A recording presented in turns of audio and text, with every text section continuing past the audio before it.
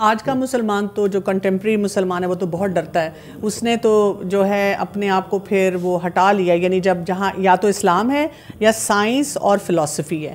ہمیں لگتا ہے کہ جب ہم اگر ان تینوں کی کوئی انٹیگریٹڈ اپروچ کرنا چاہیں تو وہ ایگزسٹ نہیں کرتی. دل دھڑکنا شروع ہو جاتا ہے کہ کچھ مسئلہ ہو جائے گا, کوئی گڑبڑ ہو جائے گی. That's very true. دیکھیں میں ایک بات کہا کرتا ہوں کہ اس دور میں جو سب سے بڑی ایک اچیومنٹ جو ہم لوگوں کی ہو سکتی ہے وہ یہ ہے کہ ہم سائنس کو الحاد کے قبضے سے آزاد کرا لیں کسی طرح سے.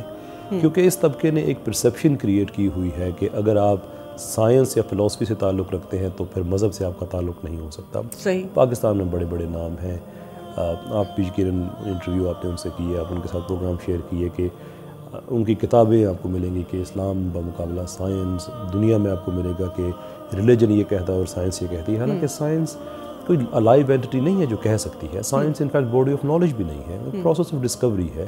جیسے میتھس میں 2 اور 2 4 ہوتے ہیں, یہ مسلمان کوئی کیلکولیٹ کرے تو 4 ہی جواب آئے گا, کوئی ملحد کیلکولیٹ کرے گا تو 4 ہی جواب آئے گا. تو سائنس ایز این انٹرپرائز وہ انڈیپینڈنٹ ہے, اسلام کے مقابلے کی اینٹی نہیں ہے. وہ سب کے لیے ایک اویلیبل ٹول ہے, سب کچھ نہ کچھ کر سکتے ہیں. آج بھی دنیا میں مسلمان سائنسدانوں کا اچھا کنٹریبیوشن ہے جو اتنا زیادہ پرومیننٹ نہیں ہوتا. لیکن آپ کو ایک دنیا میں کیس نہیں ملے گا کہ کوئی سائنسدان, مسلمان سائنسدان اپنے کسی سائنٹیفک وینچر میں اس لیے فیل ہو گیا کہ وہ مسلمان تھا. یہ مظاہر ہیں, فینومینن ہیں, اس کو کیلکولیٹ کرنا, ان کو فنکشنل نالج میں کنورٹ کرنا, یہ سب کے لیے عام ہے.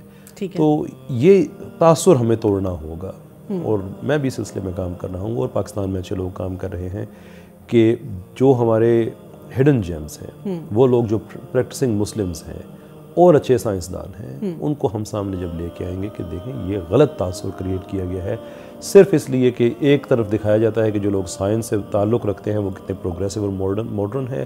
دوسرا ایلیمنٹ ہے کہ اگر آپ نے سائنس سے تعلق رکھنا ہے تو آپ کو مذہب چھوڑنا ہوگا. There is absolutely no evidence whatsoever کہ ایک اچھا مسلمان اچھا سائنسدان نہیں ہو سکتا.